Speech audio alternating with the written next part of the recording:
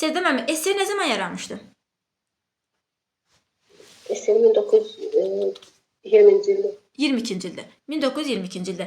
İkinci Dünya müharibəsinin SSR üçün nəticəsi nə olmuşdu? İkinci Dünya müharibəsində SSR qalib dövlət kimi çıxmışdı.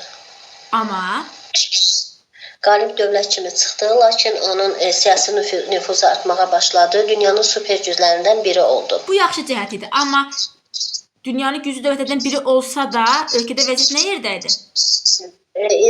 Milyonlarla insan itirmişdi, iqtisadiyyatına böyük ziyan dəymişdi.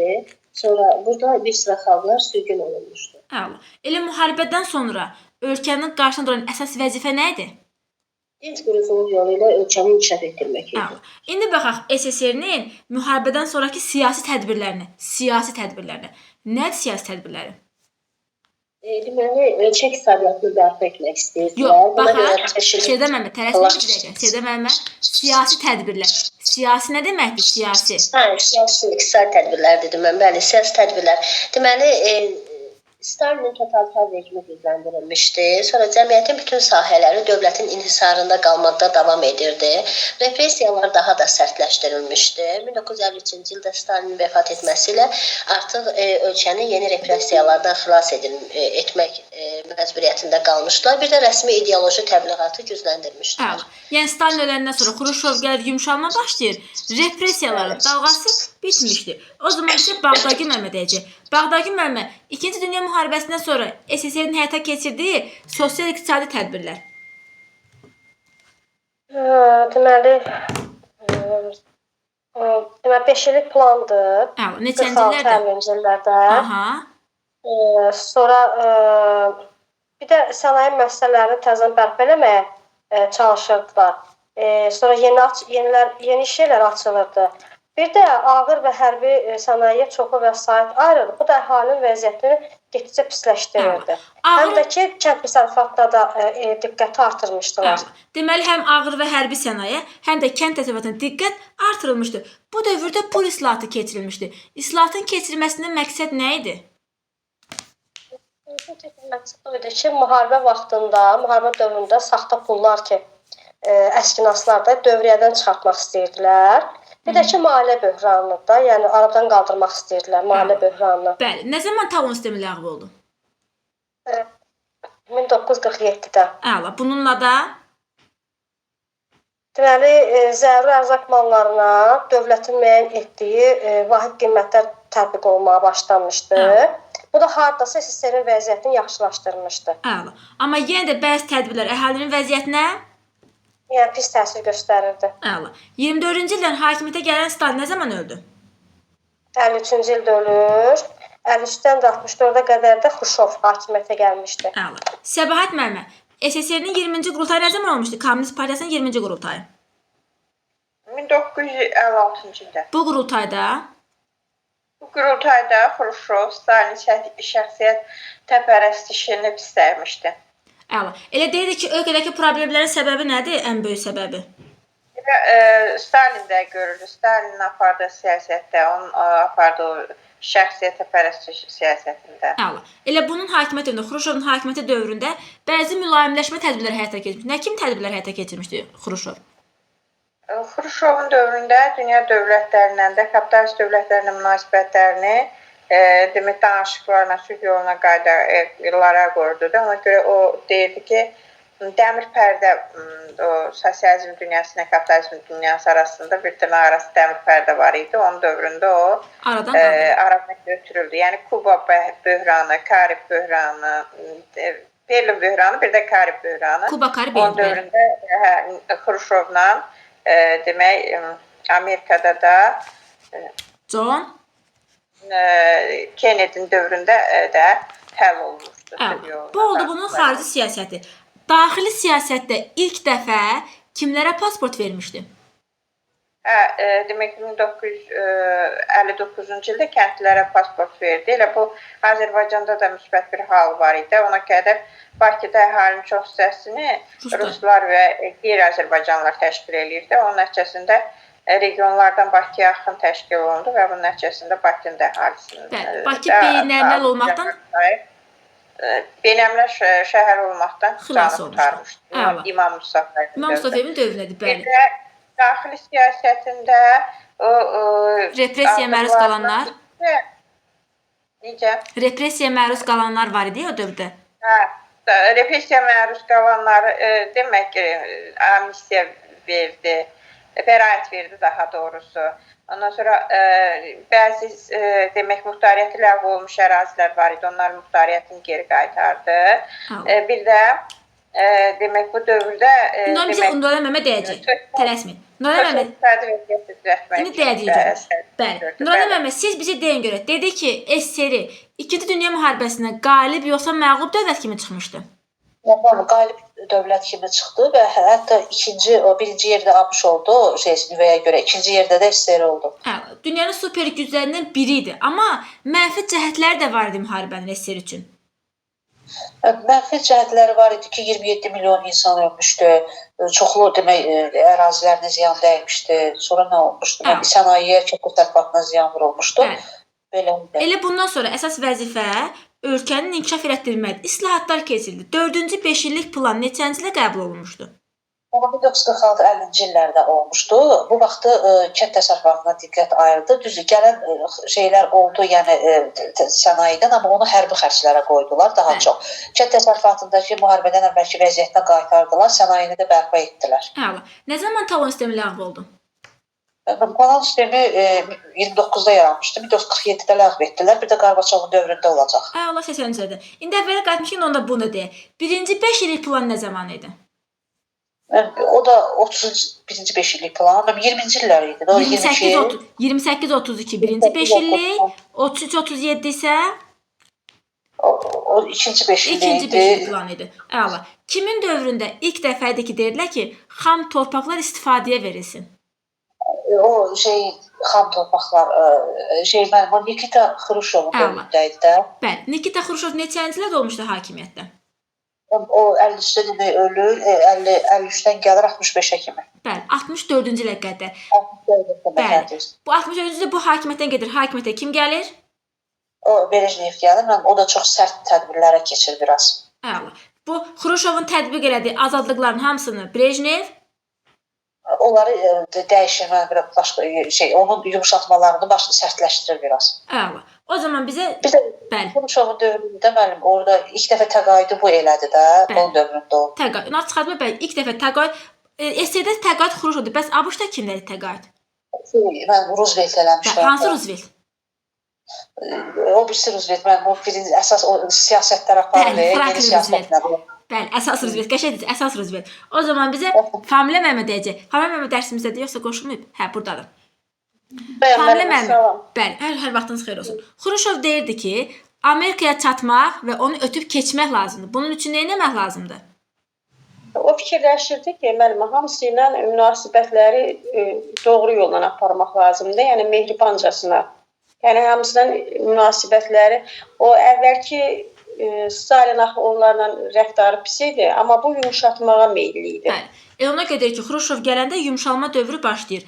Daxili siyasətində kənd təsərrüfatına diqqət önə çəkilmişdi. Nə iş görmüş kənd təsərrüfatında Xruşov?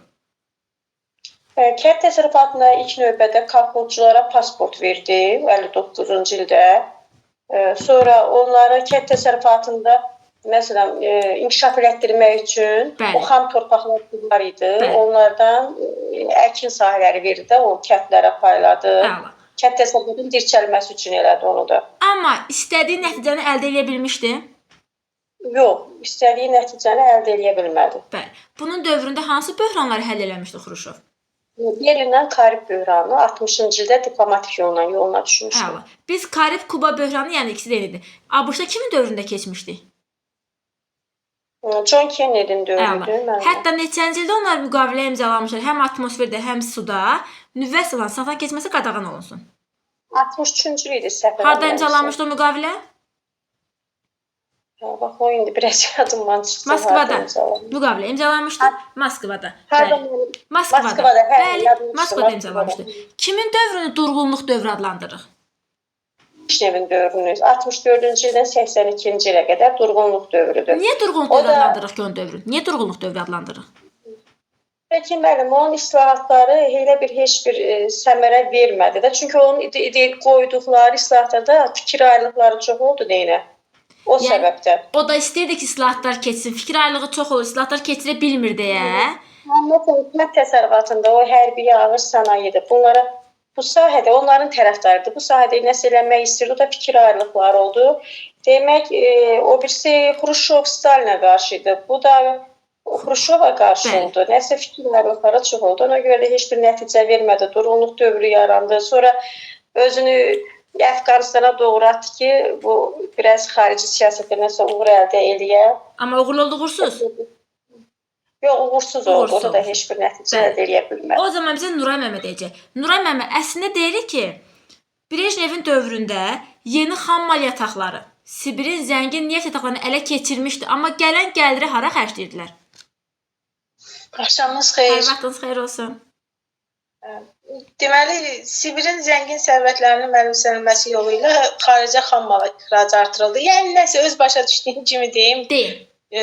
Deyir ki, bu birincisi geridə qalmış Sovet respublikalarına yardım məqsədi ilə başlayıb buradan gələn gəliri istifadə etməyə.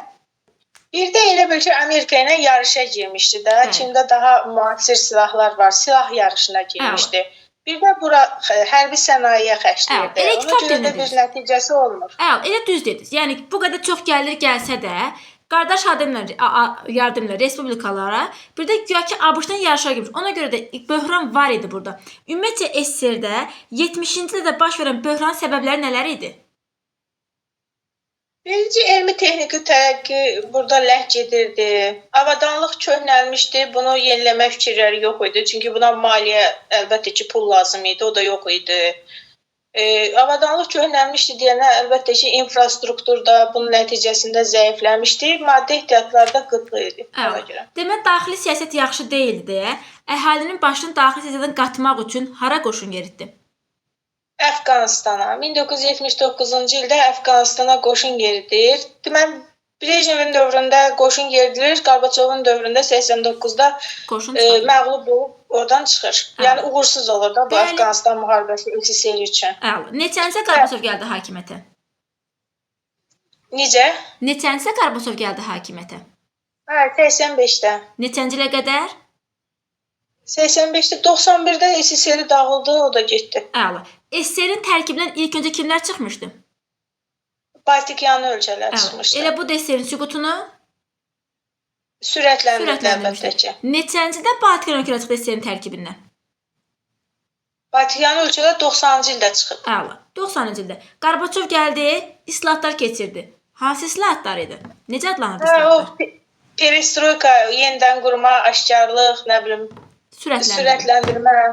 Belə çalışır ki, iqtisadi böhrandan ölkəni çıxarsın, daha da bərbad günə qoyur. Bu Qarbaçovun islahatı deyir ki, yenidən qurma islahatı. Ancaq daxili siyasət aiddir, yoxsa həm daxili, həm xarici? Yox, daxili, xarici siyasət hər tərəfli güya əhatə edir. Hər tərəfli əhatə edirdi. O zaman bizə Sevdə müəllimə deyəcək. Deməli, Sevdə müəllimə 53-64 hakimiyyətdə kim oldu? 53-64-cü illərdə Xruşov olmuşdu hakimiyyət. 64-82? 64-82-ci ildə Brejnev. Kimin dövründə talon sistemi bərpa edilmişdi? Talon sistemi bərpa edilmişdi Brejnevin dövründə. Yox. Onun dövründə sürətləndirmə, aşkarlıq, yenidən qurma... Qarbaçovun dövründə. Kimin dövründə kolxozçulara ilk dəfə pensiya verilmişdi? Pensiya nədir? Pasport. Kolxozçulara pasport verilmişdi Xruşovun dövründə. Elə pensiya da bunun dövründə verilmişdi. Bəli, mən... İndi siz bizə deyən görə kimin dövrü durğunluq dövrü adlanır? Durğunluq dövrü Brejnevin dövrü. Brejnevin dövründə neçənci ildə Əfqanistana qoşun yeritmişdilər? Qoşun yeritmişdilər, deməli 79-cu ildə. 79-cu ildə. Amma uğurlu oldu, uğursuz bu addım? Uğursuzluqla nəticələnmişdi. 85-ci, 91-ci ilə qədər hakimiyyətdə kim oldu? Qarbaçov. Qarbaçovun islahatları necə adlanırdı? Aşkarlıq, sürətləndirmə, bir də yenidən qurma. Bəli. Bu islahatlarda nə nəzərdə tutulurdu? Əsasən deməli iqtisadi sahəni sürətləndirmək, sonra daxili və xarici siyasətə əhatə edirdi bu islahatlar. Yeni obyektlərin tikilməsi, modernləşdirilməsi. Yəni deyir ki, yenilərin tikilməsindən daha çox köhnə müəssisələrin bərpa olması, yenidən qurulması əsas idi. Üstünlük verirdi. Əsas yenidən qurulmaydı. Əla. Neçənci ildə Ukraynada atom qəzası baş vermişdi? 86-cı ildə. 86-cı ildə. SSR-in tərkibindən ilk olaraq kim ayrılmışdı? Hansı ölkələr? SSR-nin tərkibindən Baltikyan ölkələr çıxmışdı 90-cı ildə. Nə zaman MDB yaradıldı?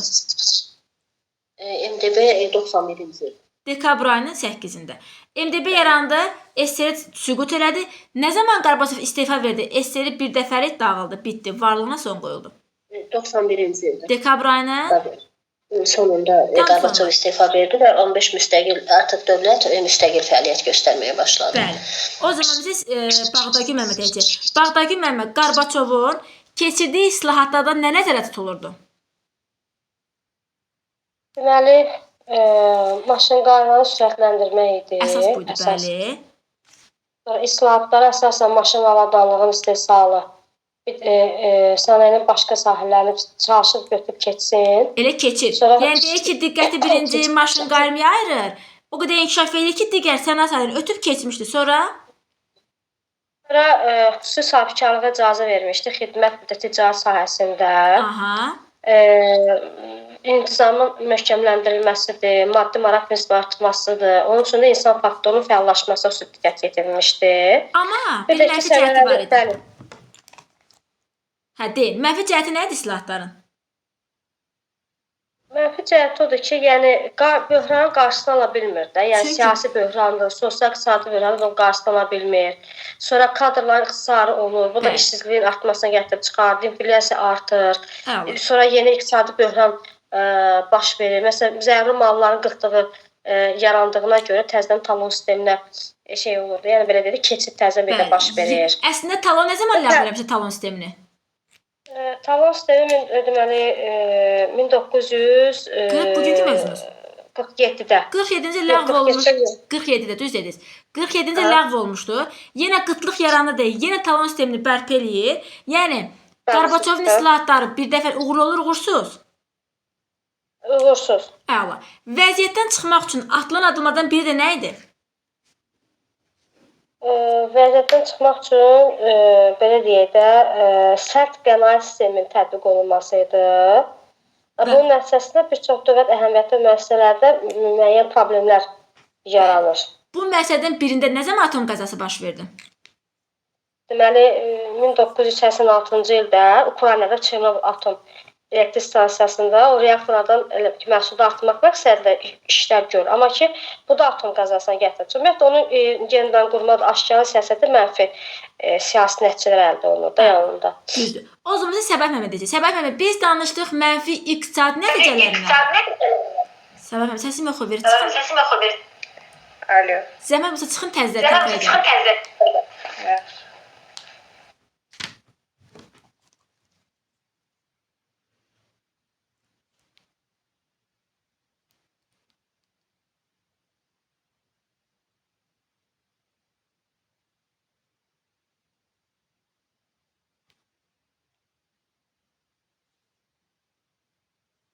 Gəldi Səbəh Məmməd? Hə, gəldi. Səbəh Məmməd dedi ki, danışdıq mənfi iqtisadi nəticələrindən. Bir də bu islahatların mənfi siyasi nəticələri var idi. Tək iqtisadi yox. Siyasi nəticələri o idi ki, ümumiyyətlə vəziyyət pisləşdiyinə görə burada elə ki o vəziyyətin pisləşməsini elə örtbastıra eləmək üçün bu parçalı hökmranlıq siyasətini özü başladır da. Münaqişələri ilə bir rəvac verir. Bunun nəticəsində də elə Baltikyan ölkələrdə, Qafqazda, ondan sonra Ukraynanın, Dnestriyanın bölgələrində orada milli azadlıq hərəkatları vüsət alır. Deməli, Mərkəzi Asiyada, Dnestriyanı, Qafqazda milli münaqişəcəkləri yaranır. Bəs harda müstəqillik meylləri daha da güclənmişdi?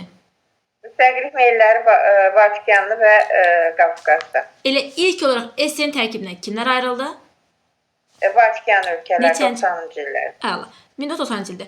Heydər Əliyev 1982-ci ildə hansı vəzifəyə gəlmişdi? SER Nazirlər Sovetinin sədrinin birinci müavini idi də, həm də SER də Mərkəzi Komitənin bir üzvlərindən biri idi, həm də Nazirlər Sovetinin birinci müavini idi. Əla. Amma neçənci Qarbaçov istifasından fəaliyyət uzaqlaşdırdı bunun vəzifəsindən? 87-ci ildə vəzifəsindən uzaqlaşdırır. Demək, elə özünün əslində Heydər Əliyevin onun apardığı qüsurlu siyasət pisləməsi onun xoşuna gəlmir də. Bəli, ona görə 87-ci ildə vəzifədən uzaqlaşdırılmışdı. Neçənci ildə Qarbaçov... Hə, deyin.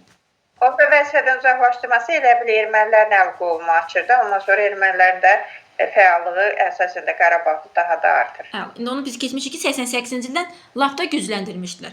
Neçənci ildə Qarbaçova qarşı qiyam baş verir? İstəyirlər ki, Qarbaçov devirib SSR-ni qoruya bilsinlər. 91-ci ilin avqust ayında oldu. Amma müvəffəqiyyətsiz. Orada Soçidə dincəlməyə gedir.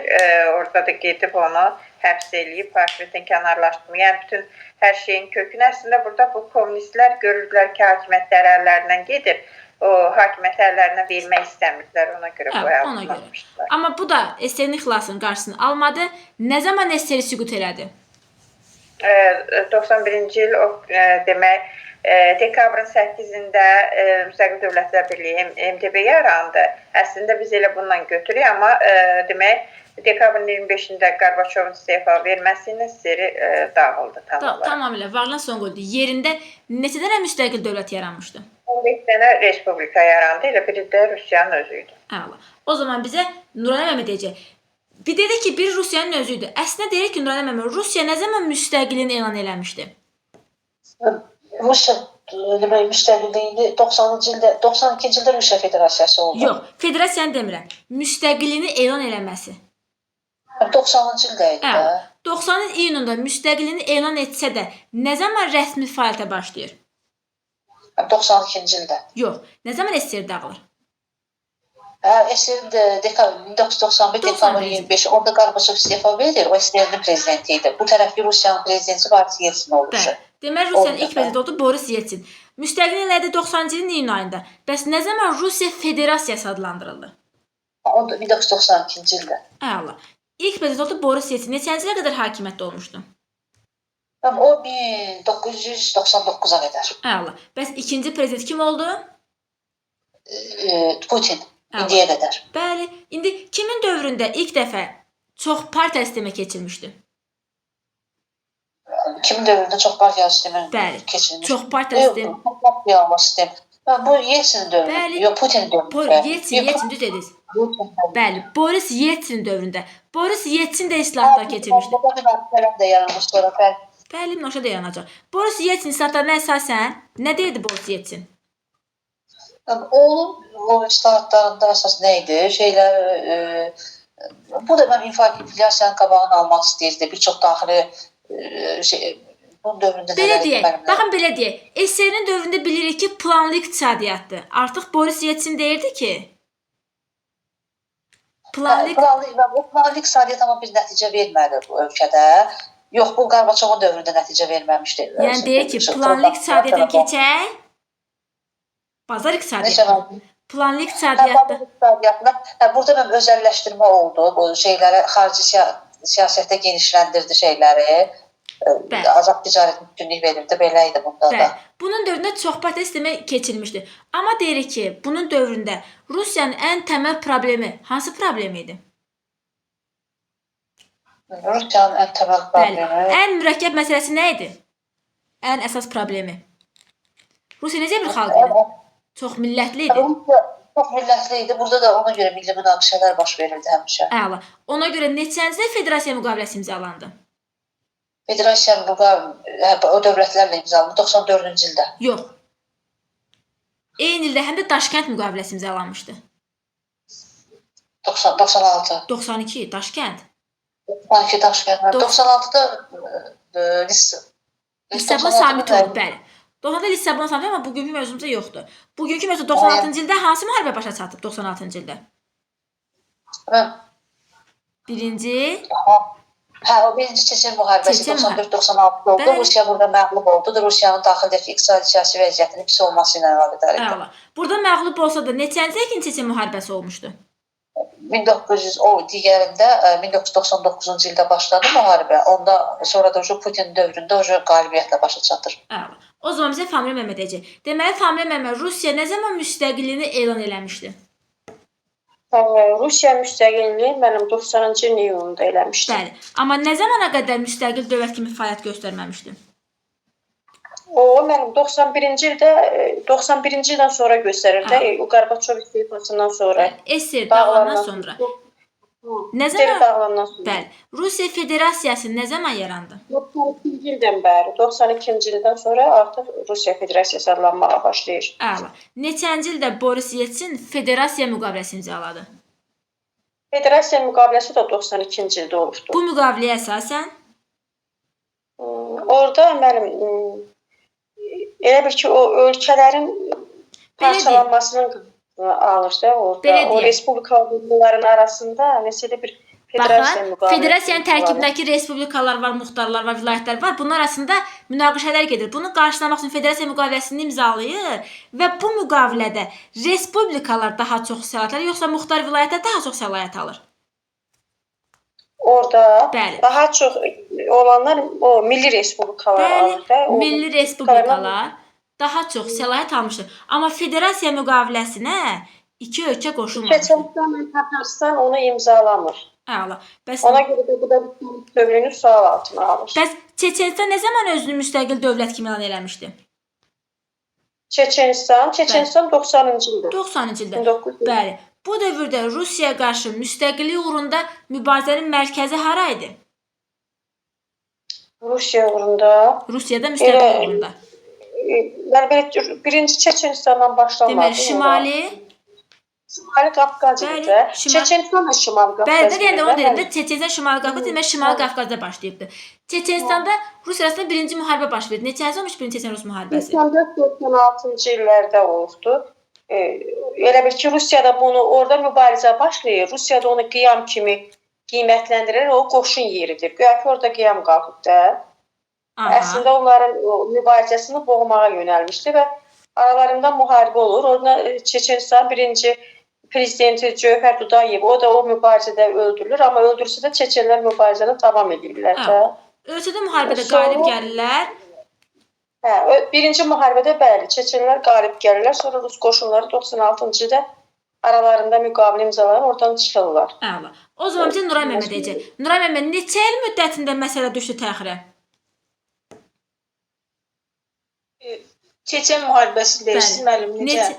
Çeçen müharibəsi nə zaman başa çatdı? Birinci Rus Çeçen müharibəsi. Birinci 94-96'da, ikincisi 1999-2009'da. Birinci Rusiya üçün uğursuzdur, ikinci Rusiyanın qələbəsi ilə başa çatır. İndi mən də dedim ki, 96-cı ildə müharibə başa çatanda neçə il müddətində bu Çeçen-Rus məsələsi təxirə düşmüşdü? 5 il müddətinə. Bəli, 5 il müddətinə. İkincisindən sonra Rusiya qalib gəlmişdi. Neçənci ildə MDB yarandı? 91'də. MDB-yə ancaq kimlər qoşulmamışdı? Baltikyanlı ölkələr qoşulmamışdı. Elə ilk onlar çıxmışdı SSR-in tərkibindən, onlar da qoşulmadılar. Bəli. Elə Baltikyanlı ölkələr qoşulmur, amma keçmiş Sovet Respublikalarının hamısı MDB-yə üzv olmuşdu. Bəli. Biz nə zaman qoşulmuşduq Azərbaycan? Biz 93. Hansı ayında? Sentyabr.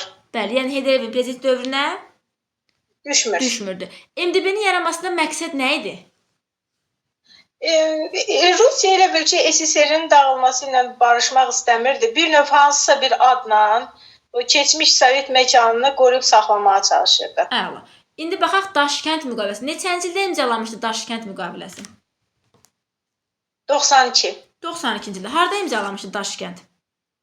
Özbəkistan. Özbəkistanda. Bu müqaviləyə əsasən bu SSR-in hərbi əmlakı bölüşdürülürdü. Nəriyə, nə bilim, köhnə tankdan, təyyarədən, nə bilim, gəmidən bölüşdürürdülər. Azərbaycanın da payına Xəzər donanmasının deyəsən 25% düşmüşdü, düzdür. Amma bir də bu müqavilədə kimlər deyil? Nüvə silahı. Bəli.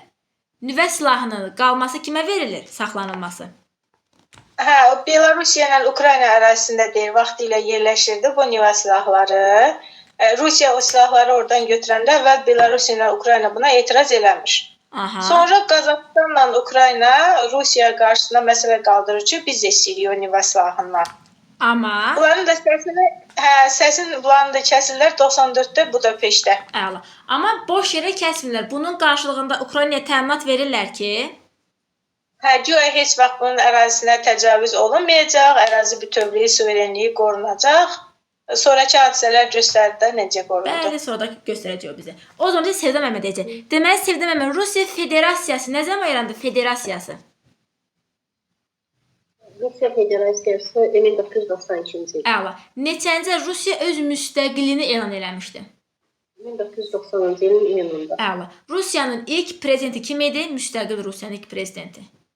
İlk prezidenti Boris Yeltsin. Əla. Bəs Cövhər Dudayev haranın prezidenti idi? Çeçenistan. Çeçenistan neçəncə müstəqilliyini elan eləmişdi? 1990-cı il. 90-cı ildə. Federasiya müqaviləsinə qoşulmayan iki ölkə hansı ölkə oldu? Çeçenistanla Tataristan. Əla. Neçənci ildə oldu birinci Rus-Çeçen müharibəsi? 1994-96-cı illərdə. Kim qalib gəldi? Deməli, Çeçenistan qalib gəldi birinci müharibə. Bəli, amma Dudayev Bəli, öldürülürdü. öldürülmüşdü. Neçənci ildə ikinci Rus-Çeçen müharibəsi?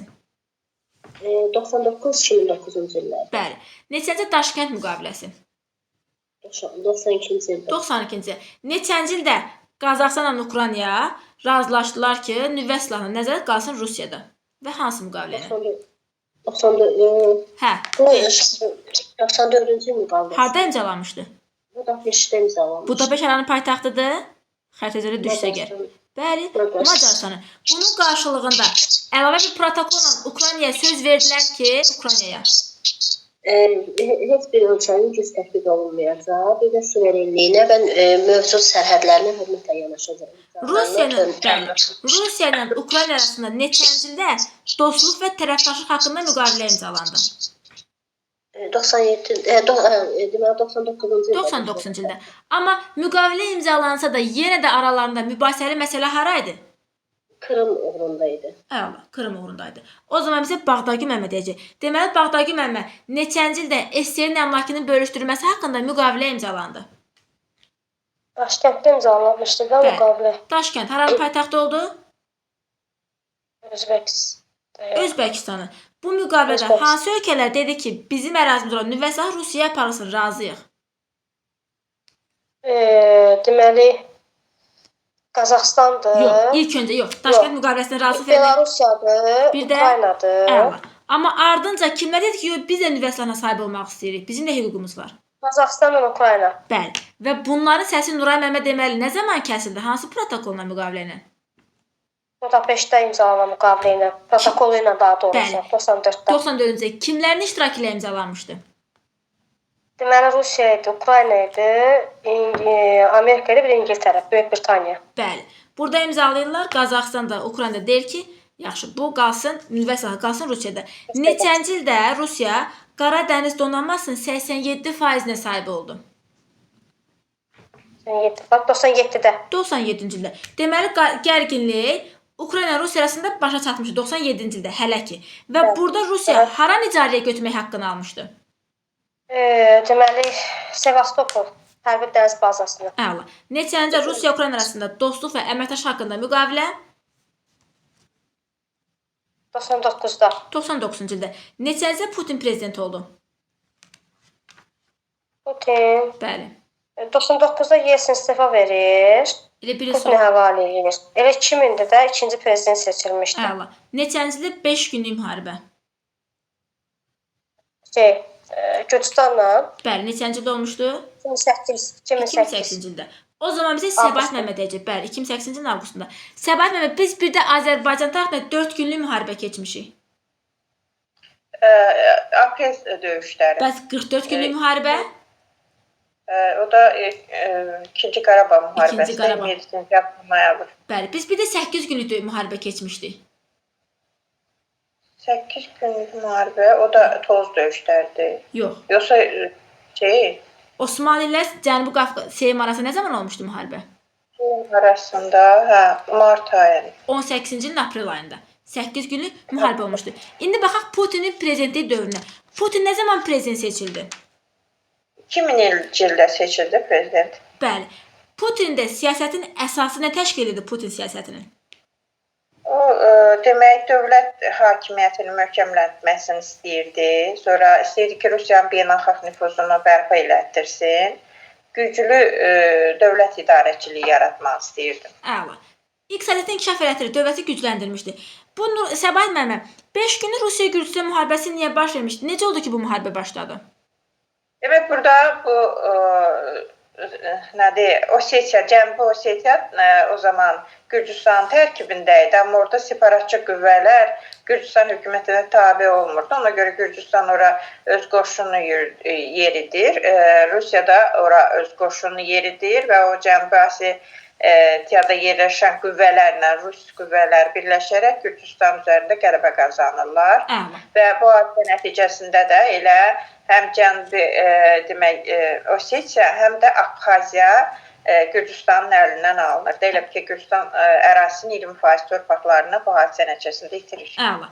Daha sonra bir də Rusiya ilə Ukrayna arasında münasibətlərin gərginləşməsinin səbəbləri var. Niyə gərginləşmə? Əslində bunlar dostluq haqqında müqavilə imzalamışlar. Elə bu demək münaqişənin həll olunmaması onların münasibətinin elə gərgin olaraq qalmasına səbəb olur da. Hansı mübahisənin? Hara üstündə mübahisələr var idi? Abxaziya və Cənubi Osetiyaya nəzarət. Gürcüstan demirəm. Gürcüstan demirəm. Ukrayna ilə Rusiya arasında. Ukrayna deyirsiniz. Ukraynaya Krım məsələsinə görə bunların münasibəti düzəlmir də. Belə ki, bu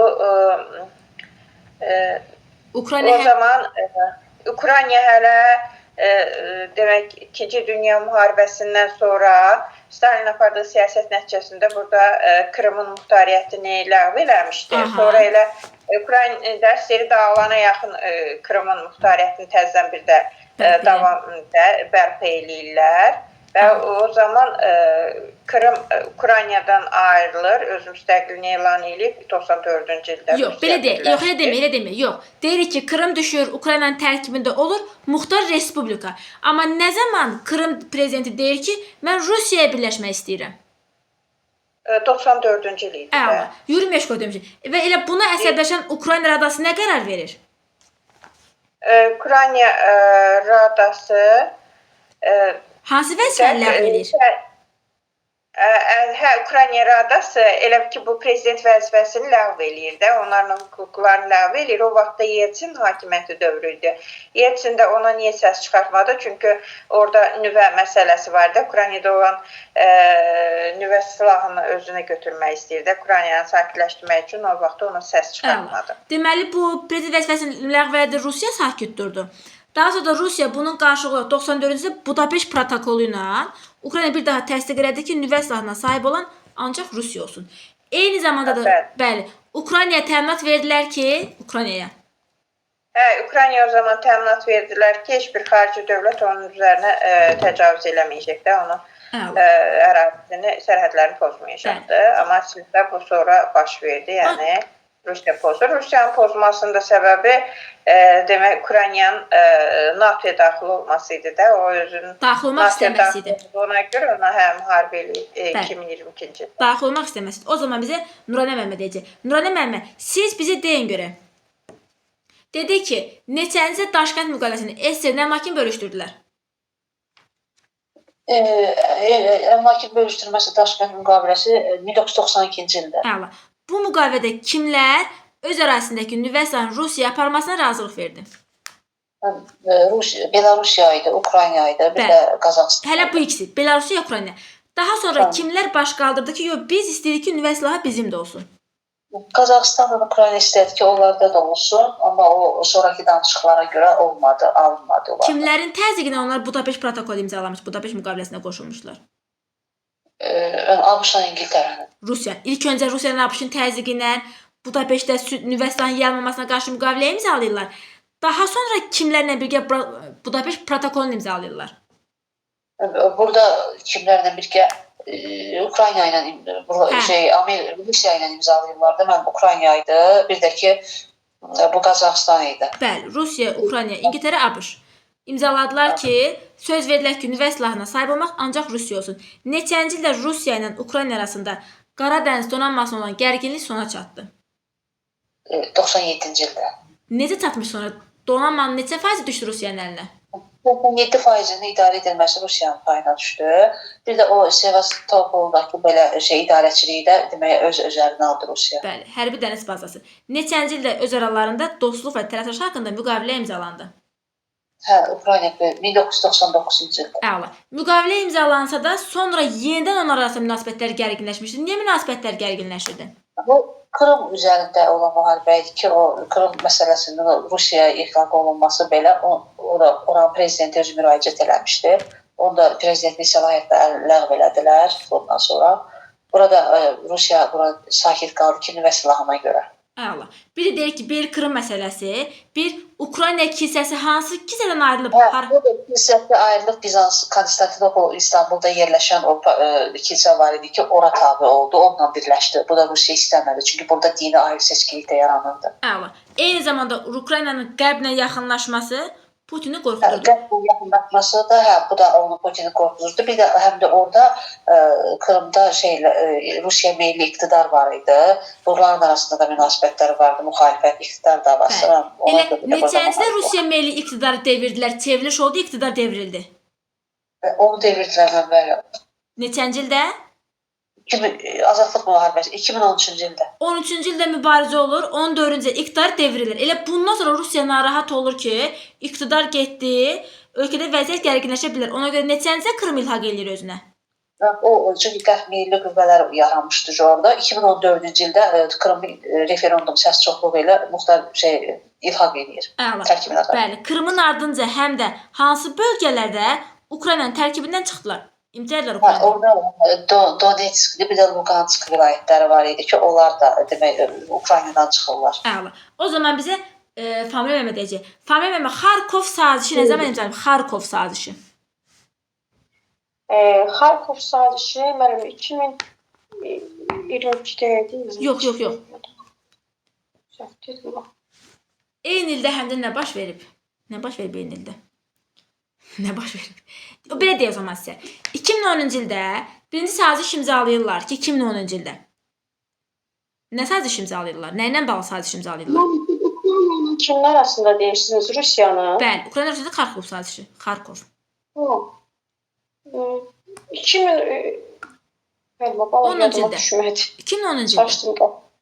2010-cu ildə. Yaş birinci belə deyək. Lap başdan başlayaq. Siz bizə deyin görək, nə zaman Rusiya Qaradəniz donanması haqqında doktrina qəbul edir? O 97-də idi də mənim. Yox, doktrina. 2001-ci ildə. Doktrinanın qəbulu 2001-ci ildə idi. Daha sonra 2010-cu ilin aprel ayında kitabda yazılmışdı. Mən oxudum axırda şeylər rastlıma gəlmədi. Yazılmayıb kitabda. Ötəri oxumuşam, fikir verməmişəm. Mən məsələn orada yoxdur bu Xarkov sazişi filan. Kitabda var, amma 11 axırda balaca hərflərdən veriblər. Mən bu yerin içində yazdı. Oranı oxumamışam mən. O İran'da yazılıbdı. Oranı oxumamışam. Deyirəm ki, dərsin içində gözümə dəymədi. O balaca yerini oxumamışam mən. Biraz sıxı var. Oranı oxumamışam. Yox mən. Yox, baxarsınız. Vacib deyil, ona baxarsınız. Sonra baxarsınız, narahat olmayın. İndi oxuyaram indi. Oranı oxumamışam. Deyirəm axı, oxuduğum yerdə Xarkov sazişi görməmişəm. Yox, narahat olmayın, baxar sonra. İndi siz bizə deyin görək, neçənci ildə Rusiya ilə Gürcüstan arasında 5 günlük müharibə baş verdi? O 2008-ci ildə olmuşdu. Müharibənin baş verməsinin səbəbi nə idi? Müharibənin baş verməsinin səbəbi o idi ki, orada Osetiya, Abxaziya ərazisi var idi. Həmən o ərazinin demək separatçılıq meyli var idi orada. Gürcüstan ora qoşun yeridir. Qoşun yeridən kimi də Rusiya həmən vaxtı Gürcüstan ərazisinə qoşun yeridir, müharibə eləyir onlara. 5 gün aralarında müharibə olur. Elə birləşirlər, Gürcü qoşunlarını məğlub eləyirlər. Gürcüstan ərazisi neçə faiz itirir? 20%. 20%. Neçənci ildə Rusiya Krımı özünə ilhaq eləyir? 2014-cü ildə. 2014-cü özü referendum yolu ilə özünə ilhaq eləmişdi. Ukrayna Krımın ardınca hansı bölgə Ukraynanın hakimiyyətindən çıxdı? Krımın ardınca nə dediniz mənim sualım? Hansı bölgələr Ukraynanın hakimiyyətindən çıxdı? O Lugansk ilə Donetsk ərazisi idi. Neçənci ildə Rusiya ilə Ukrayna arasında dostluq və əməkdaşlıq haqqında müqavilə imzalandı? O 2022-ci ildə idi. 99-cu ildə. dostluq və əməkdaşlıq haqqında müqavilə 99-cu ildə. Neçənci ildə Rusiya Qara Dəniz donanmasının 87%-nə sahib olmuşdu? Onu müəllimə bayaq dediyimiz nədirsə 97-ci il. 97-ci ildə. Neçənci ildə Budapeştdə müqavilə imzalanır? Nüvə silahının yayılmamasına qarşı Ukrayna ilə Belarusya qoşulur bu müqaviləyə. Bir də Qazaxıstan. Nüvə silahının yayılmaması haqqında Budapeştdə olan demişsiniz müəllimə. Neçənci ildə oldu? Macaristanda. O 94 idi. 94-cü ildə, bəli. Bəli. Müasir dövrümüzdə neçənci ildə Ukrayna ilə Rusiya arasında yenə müharibə baş verdi? O son dövrlərdir. Bizim Vətən müharibəsindən sonra 2022-də. Bəli, 2022-ci ilin fevral ayı. Başlamasının səbəbi nə idi? Başlamasının səbəbi o idi ki, müəllim, Ukrayna NATO-ya üzv qəbul olmağa çalışırdı.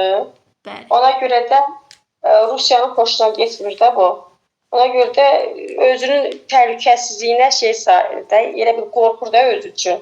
Təhdid kimi sayır özünə. Ona görə də ora Ukrayna ərazisinə müharibə elan edir. Bəli. O zaman bizə Nuray müəllimə deyəcək. Nuray müəllimə, hansı hadisələrdən sonra Qərb ölkələri Rusiyaya qarşı iqtisadi sanksiya tətbiq eləmişdi? Ukrayna müharibəsindən sonra. Bir də Yəqin Gürcüstan problemindən sonra. Krımın işğalından sonra. Bir Krımın işğalından sonra, bir də 22-ci Rusiya-Ukrayna müharibəsindən sonra. İndi siz nə qədər? Dedi ki, Krımın daxili müxtəti ləğv olmuşdu müharibə dövründə. Nə zaman bərpa oldu? Bu 2-ci Dünya müharibəsi dövründə ləğv olunmuşdu. Sonradan geri qaytarılmışdı. SSR-in dağılma ərəfəsində. Ərəfəsində bərpa olur. Keçir Krımın kimin tərkibinə düşür? Muxtar Respublika kimi. Ukraynanın əlbəttə ki. Bəli. Neçəncidə Krım qərar verir ki, mən keçirəm Rusiyanın tərkibinə? Bu 94-cü ildə Krım prezidenti Yuri Meşkov qərar verir ki, Rusiya birləşəcəm. Ukrayna Radası da buna etiraz edir. Onun prezidentlik vəzifəsini ləğv eləyir. Həmin vaxtı Boris Yeltsin deyir, bu qərara etiraz eləmir, çünki o nüvə silahı probleminə görə. Əla. Elə əvəz deyirlər də ki, yəni sən ondan əl çək, mən də bundan əl çəkim. Yəni bu deyirsən Krımdan əl çək, mən də nüvə silahından əl çəkirəm. Neçənci ildə Rusiya Qara Dəniz donanması haqqında doktrina qəbul eləmişdi? 2001-dir bu. Əla. Daha sonra neçənci bir də yeni saziş imzalayır öz aralarında? Xarkov sazişini? Bəli. 2010-dur. 2010-cu ilin aprel ayının 21-də ilk öncə bir dənə saziş imzalayırlar. Yenə də deyir ki, Rusiyanın hərbi bazaları harda qalmalı idi? Krımda qalmalıydı. Bunun da qarşılığında Rusiya qaz ixrac edəcəyi qazın qiymətində güya endirim edəcəkdi. Elə həmin gündə Xarkov sazişi imzaladılar ki, bu sazişə əsasən deyək ki, o hərbi bazanın icarə müddəti 2017-dən 42-yə kimi uzadılsın. Əla. Bu da oldu bizim məşhur Xarkov sazişimiz. Neçənci ildə Rusiya Krımı özünə ilhaq elədi? 14-də. 14-cü ildə. İlhaq ərəfəsinə baxaq birinci. Neçənci ildə Krımda etirazlar başlamışdı iqtidara qarşı? 2013-cü ildən etiraz aksiyaları başlamışdı. 14-cü ildə hakimiyyət dəyişir. Rusiya bundan çox narahat oldu. Niyə narahat olmuşdu Putin bu hakimiyyət dəyişikliyindən? Yəni istəmirdi də Ukrayna əlinə çıxsın. Çünki deyir Ukrayna ərazisinə görə 2-ci Şərqi Slavyan ölkəsi idi. Ukraynanın əlinə çıxmasının ümumiyyətlə gələcəkdə Avropa İttifaqının yanında yer almasından ehtiyat edirdi. Ukrayna NATO meyilli siyasət yürüdürdü. Bunu özünə qarşı təhlükə görürdü. Əla. Elə ona görə də o dövrdə ümumiyyətlə Krımda yaşayanların əksəriyyəti kimlər idi? Krımda yaşayanların əksəriyyəti? Bu ikili vətəndaşlığı olan ruslar idi.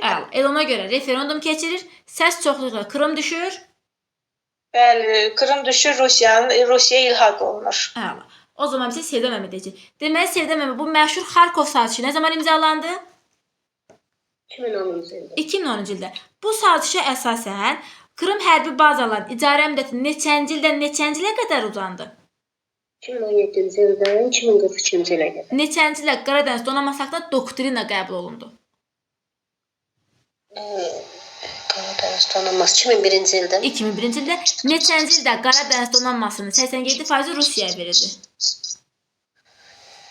Bu 99-cu il idi. Yox, 2 il əvvəl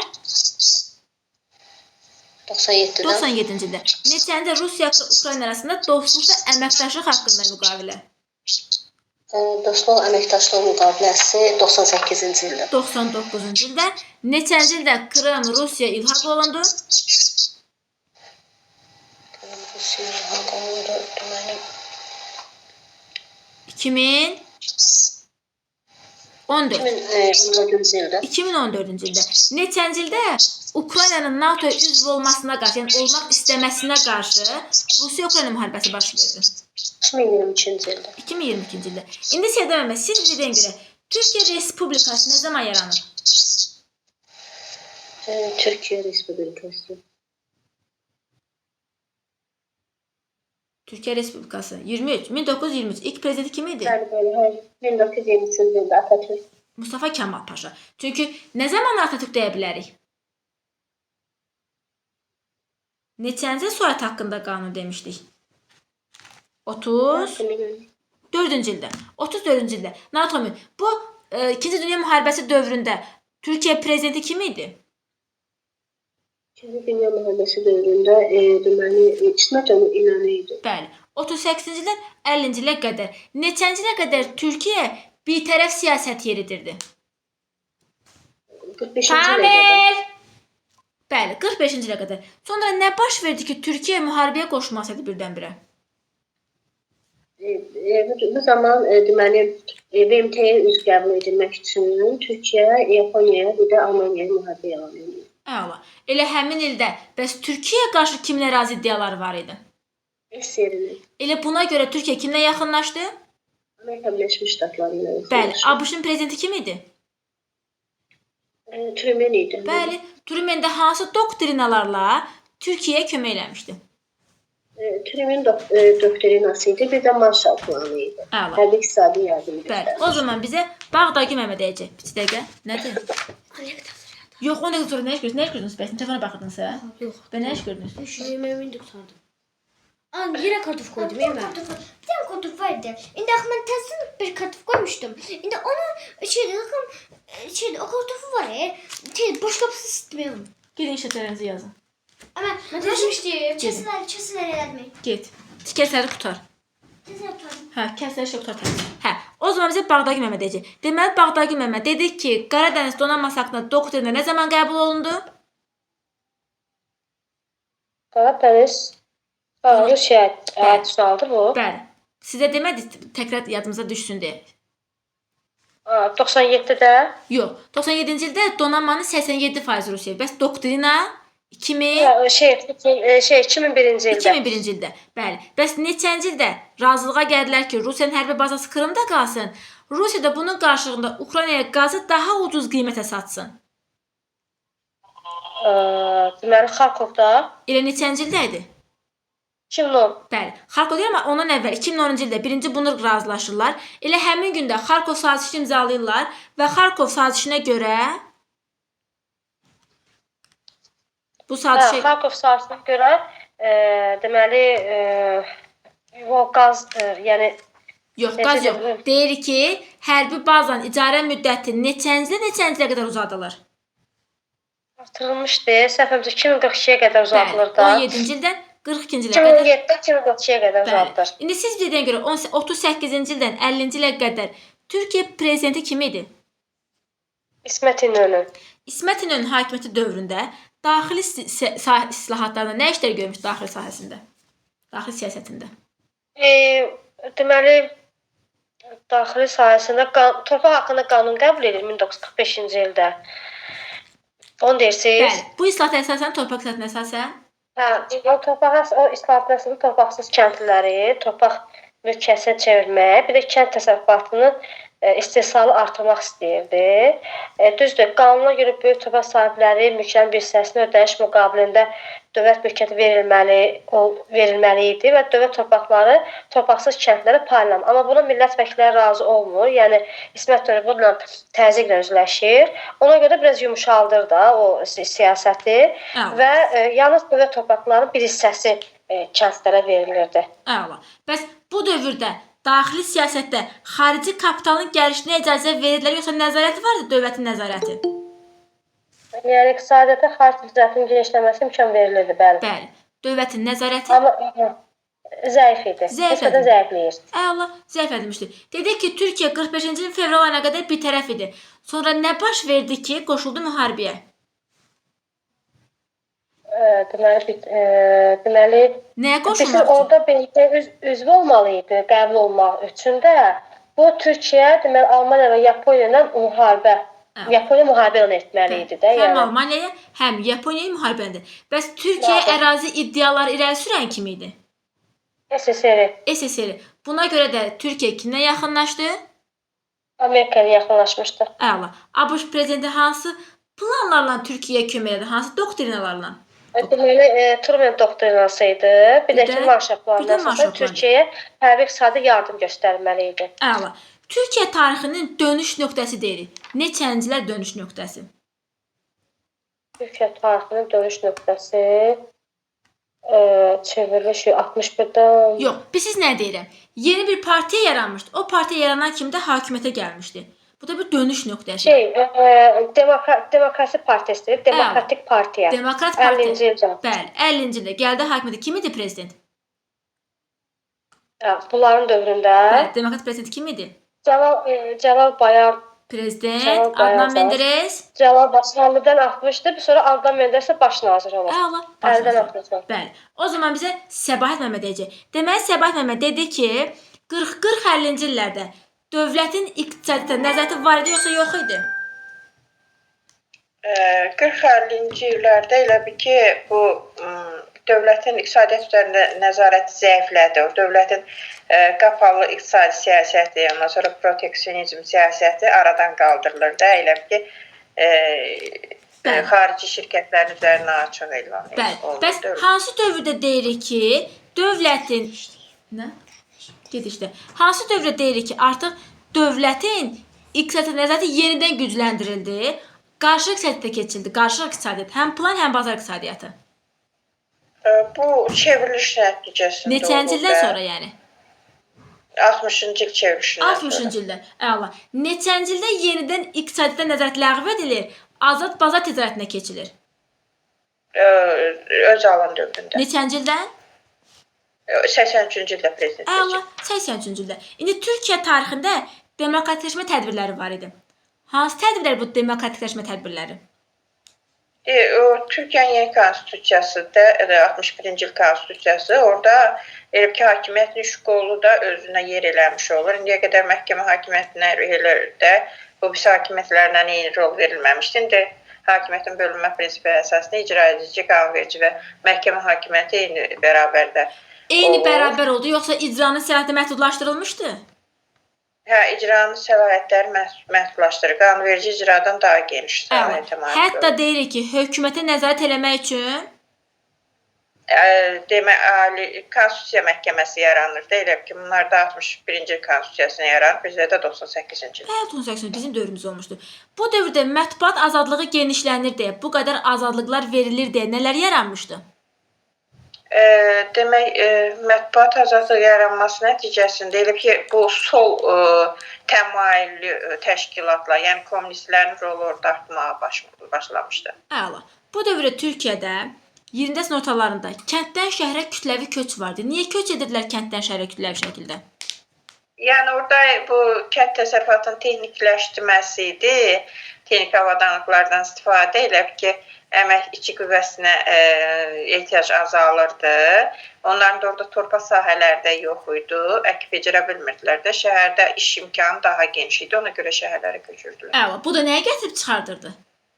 Kütləvi şəhərə köçürmə. Bu da elə şəhər əhalisinin kütləvi şəhərdə urbanizasiyasına gəlib çıxarırdı. Onlar da sosial vəziyyətləri çox aşağı səviyyədə olurdu. Həm gecə kondular zadlar çox olurdu belə. Əla. Həm deyirik ki, kənddən şəhərə kütləvi köç vardı. Bu da azmış kimi eyni zamanda da Türkiyənin özündə hara köç edirdilər? Xarici dövlətlər, Avropa dövlətlərinə, əsasən də Almaniya. Əla. 50-ci illər tarixini Türkiyə və Almaniya toşa götürə bilərək nəyə daxil olmuşdular? Hər ikisi NATOya daxil olmuşdu da. Neçənci daxil olmuşdu NATOya?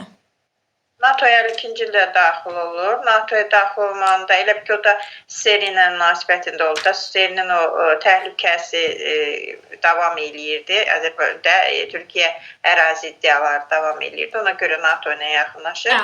İndi onu deyəcək. Onu bizim Nurəna Məmməd deyəcək. Nurəna Məmməd dedi ki, Dünya müharibəsindən sonra Türkiyədə demokratikləşmə tədbirləri yeni nələr yaranırdı artıq? Yeni partiyalar yarandı. Əla. Deməli, burada keçilir çox partiyalı sistemə 50-ci illərdə. Yeni hansı partiya yaranmışdı bu dövrdə? Demokrat Partiyasıdır. Bu da seçkilərdə 50-ci illərdə qalib gəlməsi Türkiyənin dönüş nöqtəsi oldu. Bəli. Demokrat Partiyasını kimlər yaratmışdı? Hansı partiyanın bir qrup üzvü? CHP-çilərin bir qrupu yaratmışdı da. Cumhuriyyət Xalq Partiyasının bir qrup üzvü yaratmışdı. Demokrat Partiyasının prezidenti kim idi?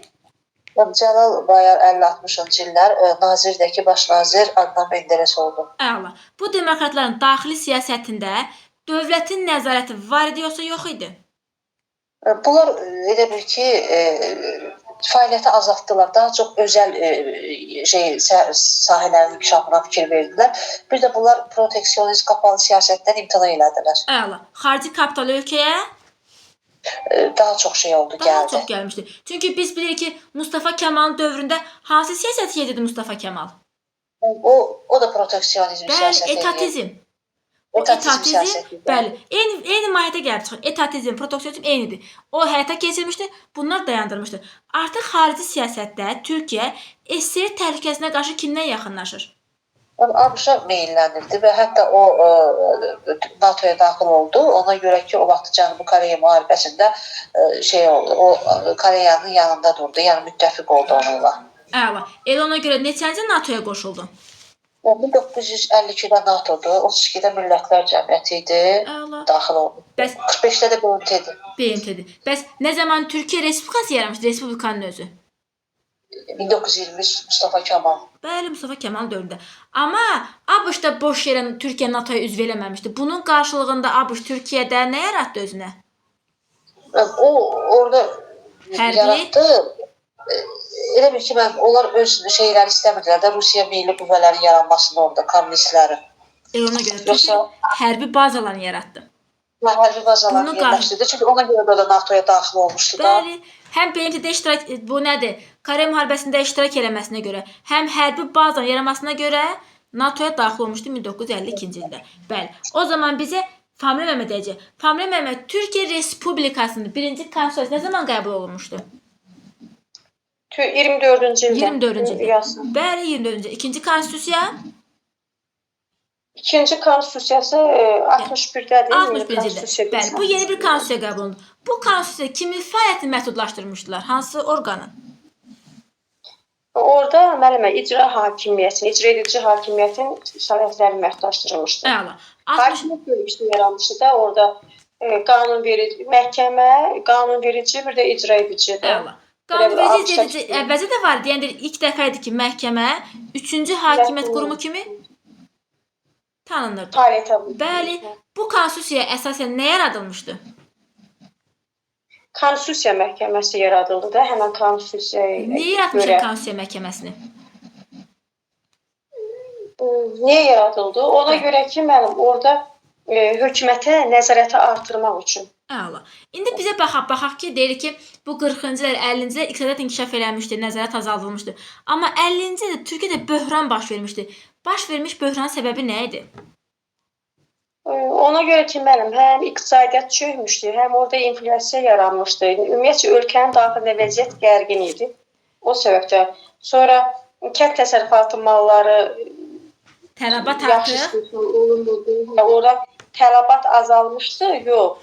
Ölkənin gəlirləri də azalmışdı. Tələbat da ümumiyyətlə vəziyyət inflyasiya idi, pis idi vəziyyət. Elə ona görə neçənci ildə? Bəli, neçənci ildə orada hakimiyyət ələ keçirdi? 60-cı ildə. 60-cı ildə hərbi çevriliş oldu, orada hakimiyyəti ələ keçirir. Elə bununla da Türkiyədə başlayır hərbi çevrilişlər. Çevrilişin başlanınca bir dəfə də 80-ci ildə olur. Kimin çevrilişin 80-ci ildə çevrilişi? Kənan Evrimin başçılığı altındaydı da o. Kənan Evrin çevriliş eləyəndə nəyə ləğv edir, nəyə fəaliyyətini dayandırır? Kənan İbrahim. Bəli, 80-də çevriliş edir. Türkiyədə Böyük Millət Məclisi var da, onun fəaliyyətini dayandırır, buraxır. Bir də konstitusiyanın Əla. fəaliyyətini Bəli. dayandırır. TBMM nə zaman yaranmışdı? Türkiyə Böyük Millət Məclisi. 20-ci ildə yaranmışdı da müəllim o. 20-də yarandı, 80-də fəaliyyətini dayandırmışdı. O zaman bizə Nuray müəllimə deyəcək. Dedi ki, Nuray müəllimə 1945-ci ildə İsmət İnönü torpaq islahatı haqqında qanun qəbul etmişdi. Bu islahatda əsasən kimlərə torpaq verilməlidir? Hansı torpaqdan verilməli idi? Deməli, böyük torpaq sahibləri mülklərinin bir hissəsini ödəniş müqabilində verməli idilər dövlətə. Oradan da torpaqsız kəndlərə paylanmalı idi. Amma Sonra deyir, bu millət vəkillərinin deyir, çoxsu bu torpaq sahibkarı olduğuna görə etiraz edirlər, təzyiq göstərirlər. Bu qanun yumşaldılır.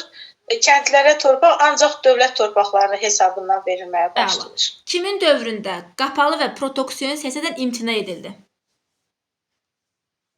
Qapalı və protoksiyon siyasətdən imtina edildi. Kimin dövründə? Bu Cəlal Bəyərlə Adnan Menderes. Əla. Neçəncidə prezident olmuşdu Cəlal Bayar, Adnan Menderes də baş nazir?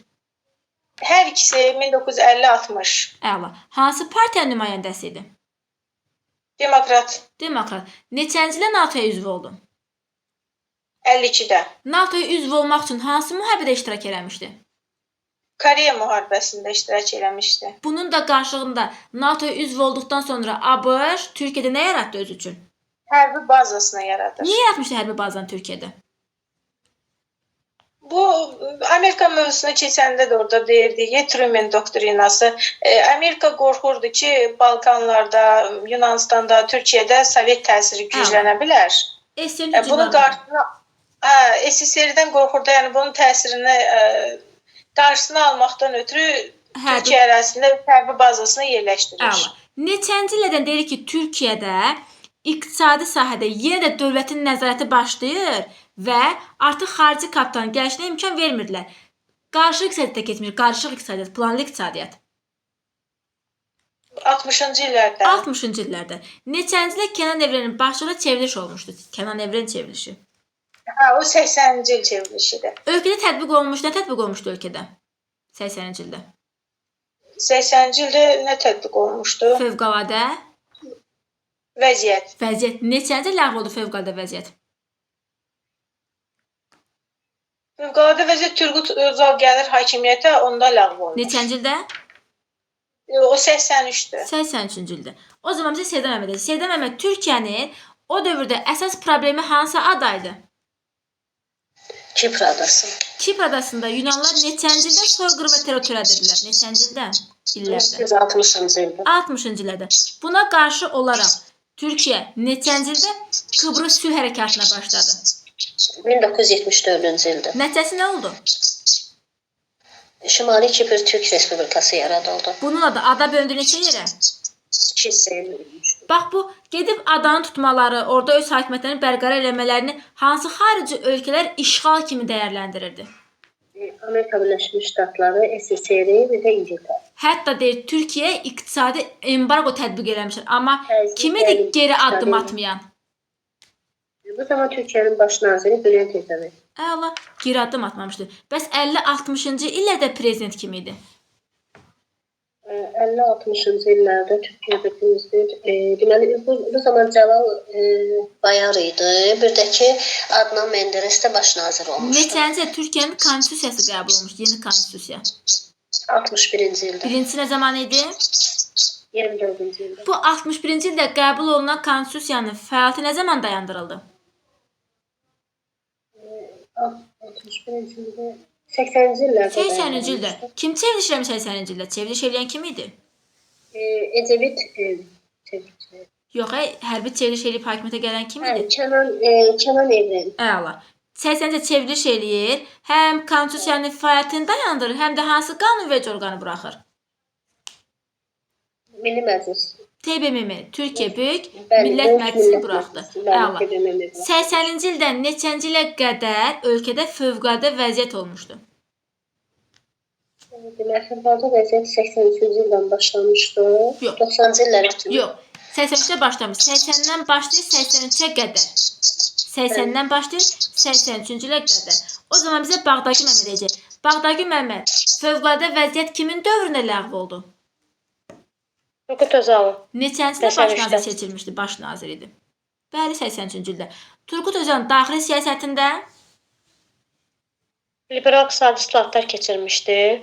Yəni iqtisadi inkişafda ixracata daha çox önəm verirdi. bir də deyir ki, Sonra xarici kapitalın ölkəyə daxil olmasına belə deyək də icazə verirdi. Bu da işsizliyin azaldılmasına gətirib çıxartmış. Yəni çalışır ki, işsizlik azalsın. bəli. Deməli 60-cı illərdə dövlətin nəzarəti var idi, müdaxiləsi vardı. Amma Turgut Özal dövründə müdaxilə, nəzarət ləğv edilmişdi. Çünki Turgut Özal nə deyirdi? Onun ən əsas fikri nə idi? Yəni deyir ki, ölkənin ən vacib məsələsi iqtisadiyyatdır. Bəli, onun iqtisadiyyatıdır. Bu dövrdə Türkiyədə 70-80-ci illərdə hansı təşkilatlar terror törədirdi? Erməni təşkilat, Asala. Bir də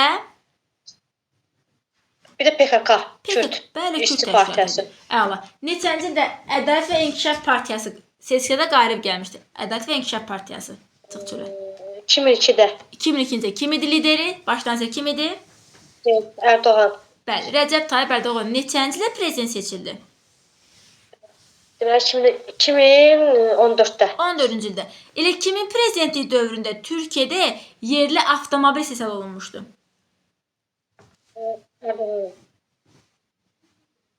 Səsiniz getdi. Səsiniz qırıldı. Bir də deyin. Erdoğan. Bəli, Rəcəb Tayyip Erdoğan dövründədir. Neçənci ildə Kenan Evren çevriliş eləmişdi? Kenan Evren 80-ci ildə. 80-ci ildə. 80-ci ildə. Neçənci ildə qəbul edilmiş konstitusiyanı bura dayandırmışdı fəaliyyətini? 61-də. 61-ci ildə qəbul olunan konstitusiyada hakimiyyət neçə qola bölünürdü? Deməli məhkəmə idi. Qanunverici, icra edici. İcra edici, qanunverici, icra məhkəmə, amma hansının fəaliyyətini məhdudlaşdırmışdılar? İcra edicinin. İcra edicinin, əla. O zaman bizə Səbahat Məmməd deyəcək. Səbahat Məmməd 70-ci ildə Türkiyədə vəziyyət daha da gərginləşdi. Artıq əvvəllər deyirdi ki, bu təşkilatlar arasında siyasi mübarizə gedirdisə də, İndi silahlı mübarizəyə çevrilmişdi də, elə ki, hakimiyyət uğrunda gah sağ tərəf, yəni orada mühafizəkarlar var idi, millətçilər var idi, bir də sol tərəf, sosialistlərlə kommunistlər arasında daimi demək mübarizə gedirdi, özü silahlı şəkildə. Elə ki, bu hadisələrdən də bəhs edən bir film var Türklərdə. Hansı filmdir? Öyle bir zaman ki, bax orada bu hadisələri çox dəqiqliklə verirlər. Heç baxmamışam. Bəli. Deməli, əvvəl siyasi mübarizə, indi silahlı mübarizə. Tətil hərəkətləri güclənir, terrorlar, vəziyyət gərginləşir də yenə hərbi çevrilir. Bu dəfə hərbi çevrilişi kim eləyir? Kenan Evren eləyir 80-ci ildə. Bu konstitusiyanın fəaliyyətini dayandırır, ondan sonra milli SBB-ni buraxır və bir də fövqəladə vəziyyət hərbi rejim elan eləyir. Bu da 83-cü ilə Özalın hakimiyyətinə qədər davam edir. Bu dövrdə Türkiyədə terror törədən təşkilatlar hansı təşkilatlar oldu? Maşallah, bir də PKK. Əla. Səbahat Məmməd neçənci ildə 1-ci Ərəb-İsrail müharibəsinin təməli qoyulmuşdu? 48-ci ildə. Neçənci ildə BMT qərar vermişdi ki, Fələstin bölünsün iki hissəyə, yerində iki dövlət yaransın. 47-ci ildə vermişdi o qərarı. Elə Ərəb-İsrail müharibəsinin başlamasının səbəbi də elə həmin o BMT-nin verdiyi qərar idi. Bu qərarda hansı şəhər beynəlxalq statusa malik olmalı idi? Qüds şəhəri. Qüds şəhəri. Neçənci ildə İsrail öz dövlətin yaradıldığını elan elədi artıq? 48-ci ildə. Buna qarşı olaraq 6 ərəb dövləti, hansı dövlətlər İsrailə qarşı müharibə elan elədi? Demək, Suriya idi. Suriya, Səudiyyə Ərəbistanı, Misir, Livan, İraq, bir də İordaniya. İraq, İordaniya. İraq, İordaniya, bəli. Burada Livandır, Liviya. Bəzən tez-tez çaşdırırlar, Liviya yox, Livandır. O zaman bizə Günel Məmməd deyəcək, yox, Nurəna Məmməd deyəcək. Nurəna Məmməd dedi ki... Çox az verində. Səbahat Məmməd, vaxt qoşurum, görüntü aça bilmirəm, vaxt qoşurum da qum saadım işləyir. O zaman bizə Nurəna Məmməd deyəcək. Nurəna Məmməd, siz bizə deyin görə, neçənci ildə Ədalət və İnkişaf Partiyası seçkidə qalib gəldi? Ədalət və İnkişaf Partiyası bu Rəcəb Tayyip Erdoğanın partiyası idi. O 2002-də qalib gəldi, baş nazir oldu. Baş nazir oldu. Bəs neçənci prezident seçilmişdi? Bəli, 2014-də prezident seçildi. Elə indiyə qədər də prezident oldu. Bəli, elə bu dövrə qədər hələ də prezidentdir. Neçənci Turgut Özal fövqəladə vəziyyəti ləğv elədi? O 83-cü ildə ləğv eləmişdi, Bəli. 1983-cü ildə. 83. Neçənci illə Türkiyədə hərbi çevrilişlər dövrü başlayır? 1961-ci ildə başlamışdı. O 61-də başlamışdı. Bir də 80-ci illərdə oldu. 60-cı ildə başlayır, 80-ci ildə. İndi siz bizə deyin görək, 1-ci Ərəb-İsrail müharibəsi neçənci ildə baş verdi? Birinci Ərəb-İsrail müharibəsi elə 47-ci ildə başlamışdı. Yox, bir il sonra 48-ci ildə başladı, amma orada elə bil ki, birinci İsrail Qüds uğrundaydı da, ərazi bölgüsü idi. bəli. Bu müharibədə kim qalib gəldi? Bu müharibədə Ərəb qalib gəlmişdi və Yox. İsrail qalib gəlmişdi. Qalib gəlməsinin səbəbi nə idi? Bunların döyüş taktikaları yaxşı idi. Həm bunlara maddi hərbi yardımlar olunurdu. Fələstində ona görə bunlar məğlub olundular ki, ərəblər. Bunlarda döyüş taktikası pis təşkil olunmuşdu. Düzgün idarə olunmurdu ona görə. Bəli, müharibə pis idarə olundu. Hətta deyir ki, müharibənin gedişində Fələstin dövlətin əraziləri də kim tərəfindən işğal olundu? Fələstin dövlətinin əraziləri kim tərəfindən Elə işğal İsrail olundu? tərəfindən. Yəni Kim tərəfindən? İsrail. Baxın, o 47-ci ildəki BMT qərar verdi ki, Fələstin bölünsün iki hissəyə. Bir tərəfdə İsrail, bir tərəfdə Fələstin yaradılsın. Amma Ərəb-İsrail müharibəsində Fələstinin payına düşən yeri kim işğal elədi? Onu İsrail işğal elədi. İşğal elədi. Oradan düşən qaçqınlar gedib harda məskunlaşmışdı? O başqa ölkələrə BMT-nin qərarı idi. Başqa ölkələrdə də məskunlaşdılar. Bəli. BMT-nin təşkil Orada ad var idi, ölkənin yoxsa yox idi. Yox idi. BMT-nin təşkil etdiyi qaçqın məskənlərində məskunlaşmışdı. Hansı müharibədə artıq deyir ki, müharibə beynəlxalq miqyas almışdı? Bu ikinci müharibə idi onların arasında olan 64-cü ildə başladı. Yox, beynəlxalq miqyas alması. O bəli bir şeydir, o birisi idi 72-ci ildə olan müharibə idi. Bəli, 73-cü ildə olan müharibə idi. Bəli, o zaman bizə Famil Məhəmməd deyəcək. Famil Məhəmməd dedi ki, neçənci BMT qərar verdi ki, Fələstin bölünsün iki hissəyə.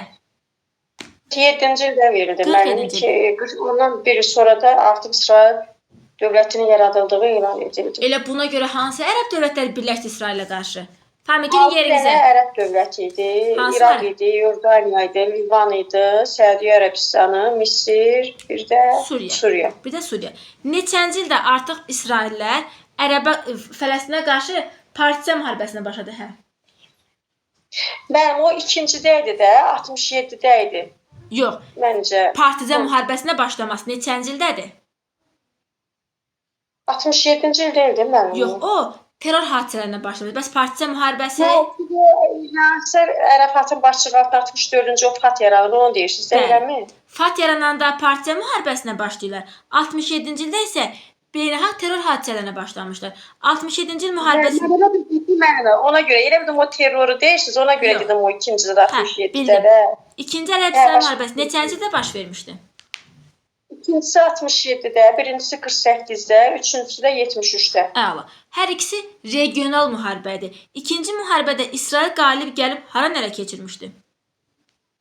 Qüdsü, Qəzzanı, bir də o Sinay yarımadası var idi. Hansı ki o şeydə Camp David-lə qaytarır verir Misrə. Neçəncidə qaytarır? Onu müəllimə İsrail onu 67-də tutmuşdu, 78-də Camp David-lə qaytarır da Misrə. 78-də. Camp David haradır? Yəni xəritədə düşə haranı götürəcək xəritə üzərində? O müəllimə Misir tərəfləri də arasında. Yox, Sinay yarımadası ora heç onu demirəm. Camp David, yəni sazişi imzalandığı şəhər hansı şəhərdir? Ölkə. Onu bilmirəm, mən Misir tərəfdə yerləşəm, amma bilmirəm hansı tərəfdə düzü yalan deyirəm. Yox, Camp David dedim. Camp David ABŞ ərazisidir. Yəni müqavilə ABŞ-da imzalanıb. Camp David... Elə bildim o Misir tərəfdədir. Mən heyrət başa düşdüm. Camp David ABŞ ərazisindədir. Elə Misirə yaxın olan. Yox. ABŞ-dadır. Bəli. Dedi ki, hansı müqavilədə artıq müharibə beynəlxalq miqyas almışdı? O üçüncüdə. Neçənci ildə olmuşdu? 73-cü ildə. 73-cü ildə. Nuray müəllimə, müharibənin başlamasının səbəbi nə idi? 3-cü Ərəb-İsrail müharibəsinin. Ərəb dövlətləri itirilmiş əraziləri geri qaytarmaq istəyirdilər. Amma bu müharibədə artıq başqa dövlətlər də iştirak edirdi. Rəsmi olmasa da kömək edirdilər. SSR və Amerika. SSR kimə kömək edirdi? SSR ərəb ölkələrinə, Amerika, İsrailə. Bu müharibədə deyirik ki, ilk dəfə dünya nəyin şokuna düşmüşdü? Neft şokuna səbəb olur. Nə şok idi bu belə? Bu da elə SSR-nin gizli planı idi. O ərəb dövlətlərinə belə bir plan qururlar ki, neftin qiymətini süni sürətdə 4 dəfə artırmaq lazımdır. Bu da dünyada neft şokuna gətirib çıxarır. Elə bundan sonra deyirik artıq neft beynəlxalq münasibətlərdə bəli, təsir vasitəsi kimi istifadə olunur. Əla. Əslində bu 3-cü Ərəb-İsrail müharibəsi ərəfəsində hansı iki dövlət birləşib İsrailə hücum etmək haqqında qərara gəlmişlər, amma gizli qərar idi. Misirlə Suriya 73-cü ildə öz aralarında gizli razılığa gəlirlər. Hətta deyir Amerika və İsrailin kəşfiyyat orqanlarına bu barədə müəyyən xəbərlər, siqnallar gəlib çatır, amma Amerika inanmaq istəmirdi ki, yəni Misirlə Suriya kimdir ki, bunlar birləşib bizə qarşı nəsə eləyə bilsinlər. Amma ilk öncə bəli, qəfil hücum olur, bəli, Misir və Suriya. Hətta deyir o müharibənin ilk günləri Misir və Suriya üçün uğurlu keçir. Bəli. Niyə görə? Çünki deyir İsrail həddindən artıq özünə güvənirdi, düşmənini kiçik görürdü. Bu da bilirik ki, bütün müharibələrdə ən yanlış bir hərəkətdir də, yəni müharibə zamanı. Amma ona görə də çox təhlükəli vəziyyətdə qalır İsrail. Az qalırdı ki, tamamilə məğlub olsun, amma sonda deyir özünü toparlayır və nəzarəti öz üzərinə götürür və son nəticəsi İsrail qalib gəlir. Bəli, İsrail qalib gəlmişdi. Neçənci ildə bir separat saziş imzalayır Misir? Camp David sazişini deyirsiniz? Bəli, neçənci ildə imzalamışdı?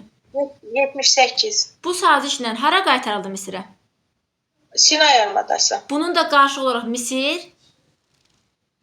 Misirdə İsraili tanıyır. Ondan sonra da ərəb dövlətləri Misirdən üz döndərir ki, sən xainlik eləyirsən də, niyə belə elədin? Bəli, neçənci ildə Qüdüs İsrailin vahid və bölünməz paytaxtı elan edilmişdi? O 80-ci ildə. 80-ci ildə. Bu regional müharibələr hansı müharibələr oldu? Nuray müəllimə. Məsələn, Vyetnam müharibəsini deyə bilərik. Bir də bu?